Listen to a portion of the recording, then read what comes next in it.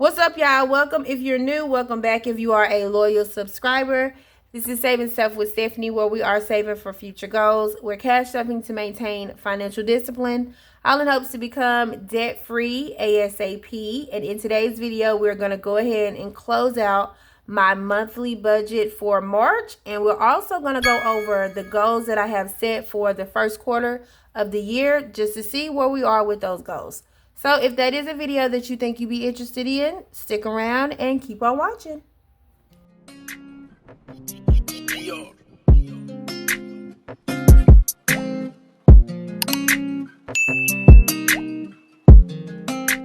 All right, y'all, welcome back. So we do have a lot of things to cover in this video, so this may be a long one. Again, we're going to close out the budget for the month of March. We are going to review the month of March. We're going to review the goals that we set for this month. We're also going to go over the goals that we set for the first quarter. And we're going to look at the yearly goal sheet just to see if we've, met some other goals that are kind of on down the line. And I'm going to go ahead and give you guys the information on the 1,000 subscriber giveaway. We will announce the rules for the giveaway in this video. All right, so let's go ahead and jump into the budget portion. You guys know, or if you are new, I normally budget $2,600 every month because that is usually what I get paid per month. Usually my paychecks are a little bit over that amount in the month. This month, instead of $2,600, I was paid $2,665. Normally the overage will go toward whatever debt I am snowballing at the time. But we kind of split things up a little different with this particular month. Instead of the entire $65 going to Discover, which is my current snowball debt, we budgeted $325, but the amount that actually went toward Discover was $358. And the extra amount that we had from the paycheck, instead of it going again completely to Discover, I did allocate about, $32? Yeah, $32 went to self-care. So $32 went to self-care and $33 went to Discover, which makes up the additional $65 that we were paid. According to this, there was a $4 buffer, and that's because my water bill, you guys, I always budget $35, but this time my water bill was $31. So instead of me, taking a $31 and using the $4 for something else, I just left it in my bank account to serve as a buffer because, when you are a zero-based budgeter, you always want to keep a few dollars in your bank account just in case you have a bill that may be a couple of dollars over what you're accustomed to. So that amount just sits in my bank account, and sometimes it accumulates and I may have $20, $30, $40, after a few paychecks that's in my account, which is always good. So we did do very well. Everything is in line. I got some self-care in this month. We paid an amazing amount toward debt this month.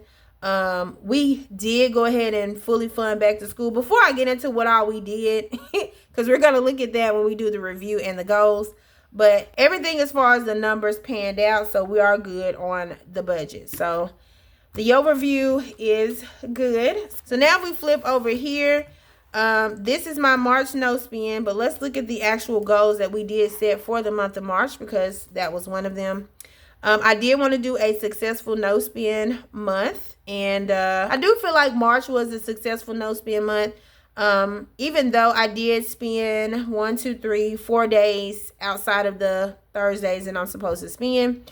I didn't overspend, or I didn't spend on anything that I hadn't already budgeted for. So I would consider that a success.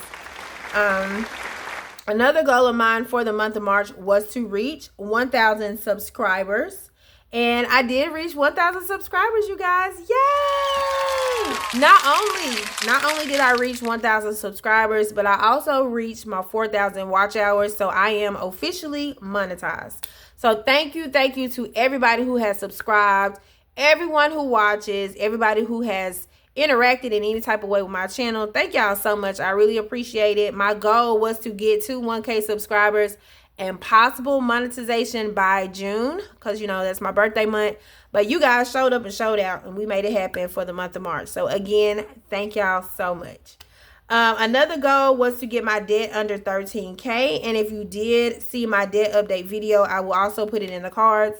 My debt as of the end of March is at $12,994. So we were able to get that goal marked off as well. And speaking of marking off the goals, y'all know I'm extra, and yes, I did make some check marks to mark them off. So let's mark that off. We did a successful no spend. And let's see. Before I get though into, see, this is what I'm talking about. I'm trying to debate on the type of paper I want to use. The paper that I'm using for my stickers right now, I get it from Amazon, and it's real good as far as the price goes, but I don't know if it's the paper or if my cutter needs to be sharpened. But sometimes my stickers don't peel off as smooth as I would like for them to. So I'm still, you know, kind of researching sticker paper and all of the things. But those have been checked off because we did reach those goals.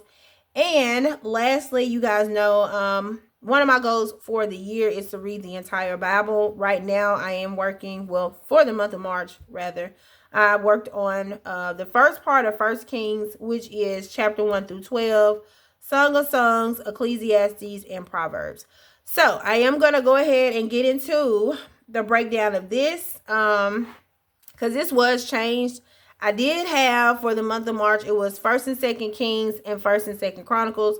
But when I started reading 1 Kings and I got to chapter 12, I don't know if you guys have read 1 Kings, but around chapter 12, 13, King Solomon dies.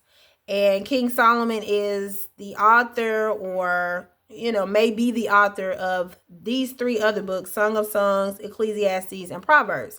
So before I went any further, you know, beyond his death, I wanted to go ahead and read the books that he wrote. So I did read Song of Songs. I don't know if you guys have read that, but it is a love story. A lot of people have said that it is a love story that kind of depicts the relationship that God has with his people.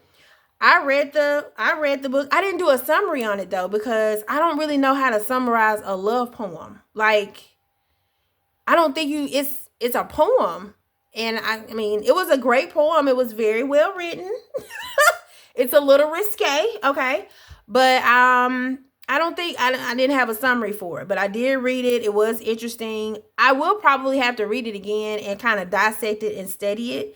But it is from the book of poetry. It's the poetry books. It's a part of the poetry books, and it is a poem. It's a very lovely poem.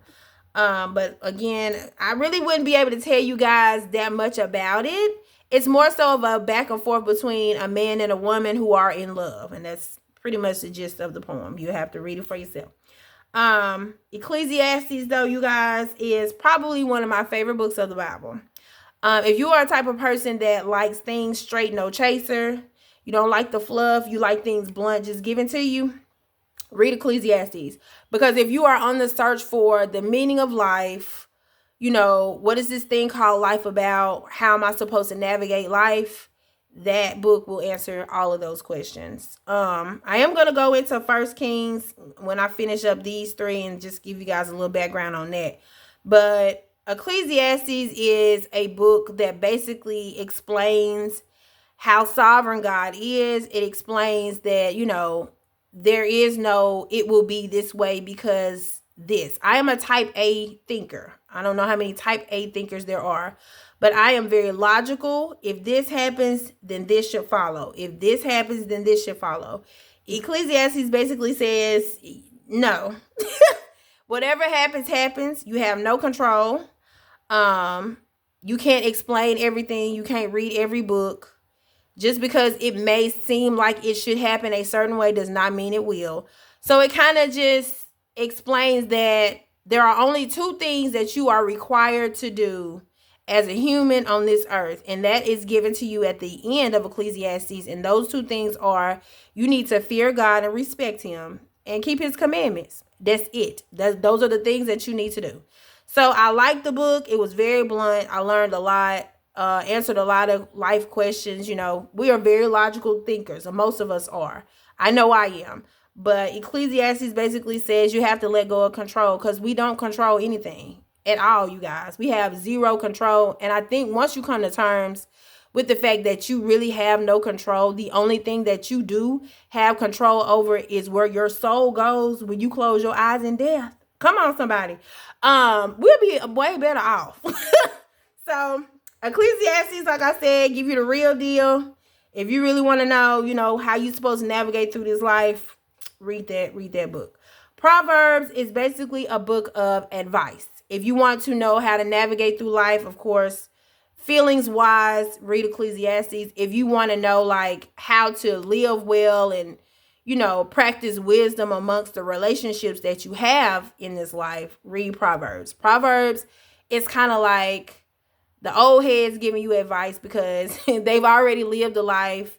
There's nothing new under the sun. That's in Ecclesiastes too. Everything is a repeat. Everything is in cycles. So Proverbs is basically a book of wisdom, a book of advice on how to like live life and navigate through life in a way that will be pleasing to God. So I enjoyed it. First Kings, you guys, is about King Solomon.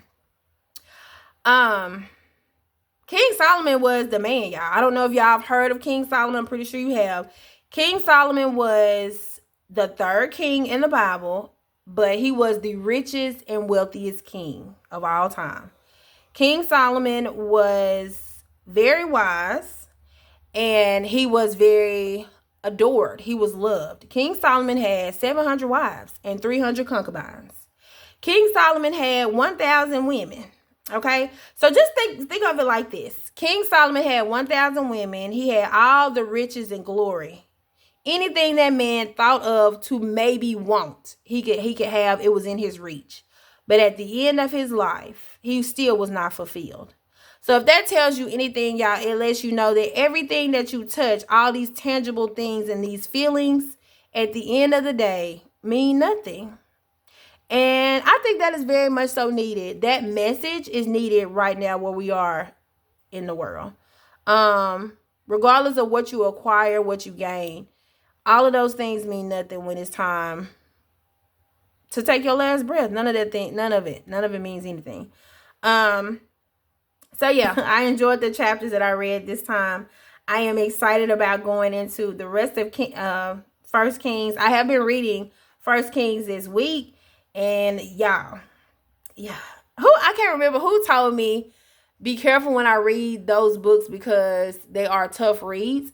Y'all, First and Second Kings is giving Judges, and y'all know how I feel about Judges, but I'm going to read it because it's necessary. But yeah, but there is a quote that I heard. Again, I don't know who said this, but I heard it, and when I hear things that resonate with me, I try to write them down.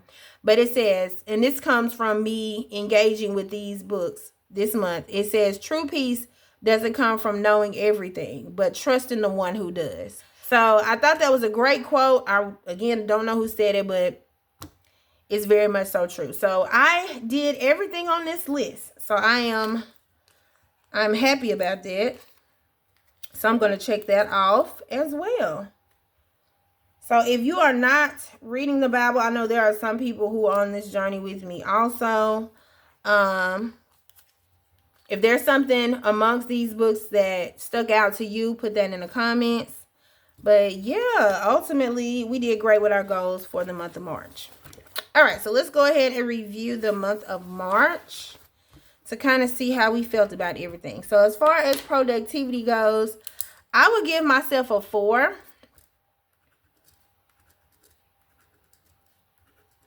And the only reason why I'm giving myself a 4 for productivity is because I'm still trying to catch up with daylight saving time, y'all. I'm still trying to get on, in a routine. It still hasn't like quite set in yet. So I'm still kind of sluggish and waking up and getting going early in the morning. But I still would give myself a 4. It wouldn't be a 5. It may be a 5 in April. I don't know, but I would say 4. As far as mood for the month of March, ultimately, I think I was in a good mood. I would say 4. Let's do 4. Yeah. So I would do 4 and 4. 4 for productivity, 4 for mood. The main highlights of the month for me, Ziri won the Scholar Bowl. She won the most questions answered correctly in her county. And I thought that was a big deal. She got a trophy and everything. So I'm so proud of her. That's one thing that stuck out to me. You guys know I did reach 1,000 subscribers and I am monetized. Speaking of, let's go ahead and get the 1K subscriber giveaway underway.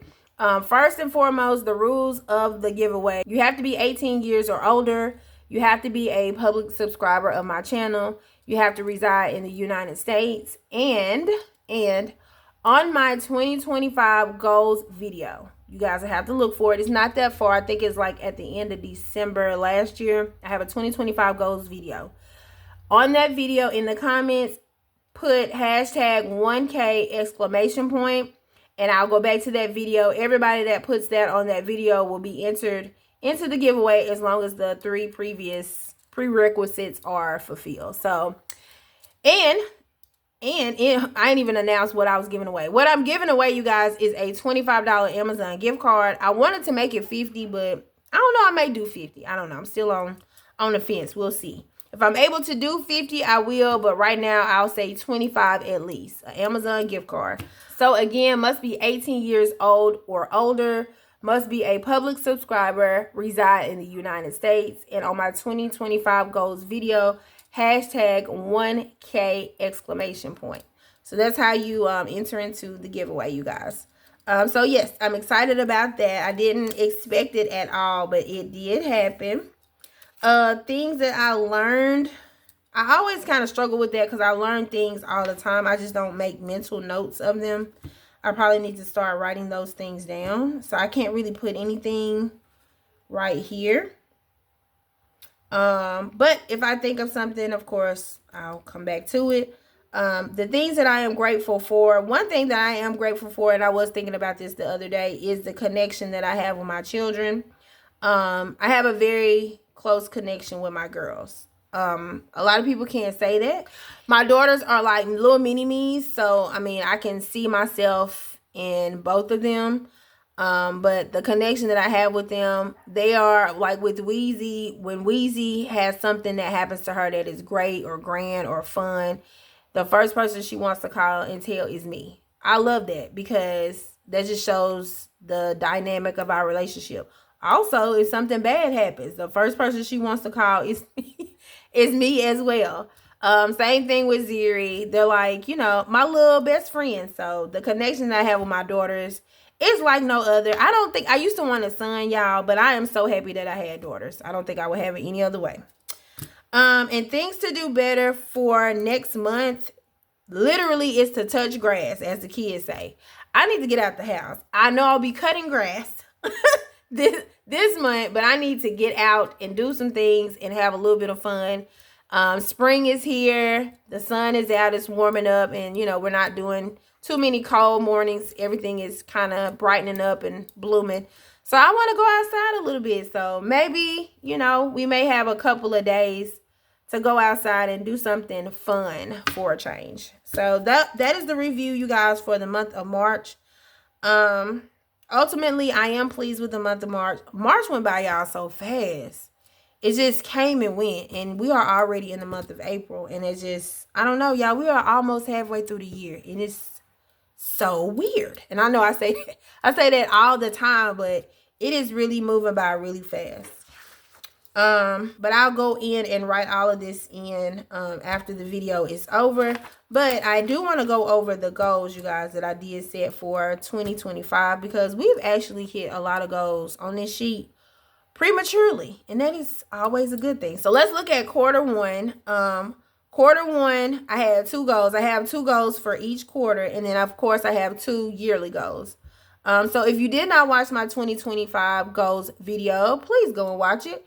But if you didn't watch it, the 2 yearly goals include, I want to be debt free by the end of 2025, and I want to read the entire Bible. So I have been working, you know, a lot toward those 2 specific goals. But I did have some smaller goals that I wanted to reach as well. And I did break them down by quarters. Quarter one, I wanted to pay off my Amex, which guess what? I did. So we can mark this off. Yay! Okay, quarter one, I also wanted to do my first no spend month. And I actually did one better. Within a quarter one, I did 2 no spend months. My no spend months were January and March. So we can mark that off. Also, we finished quarter one, but look at quarter two. Quarter two, which is April, May, June, I want to pay off my Discover card. So I'm working diligently toward that goal. It hasn't happened yet. But the other goal for quarter two is I wanted to have 1K subscribers by my birthday. And y'all know we just hit 1K subscribers.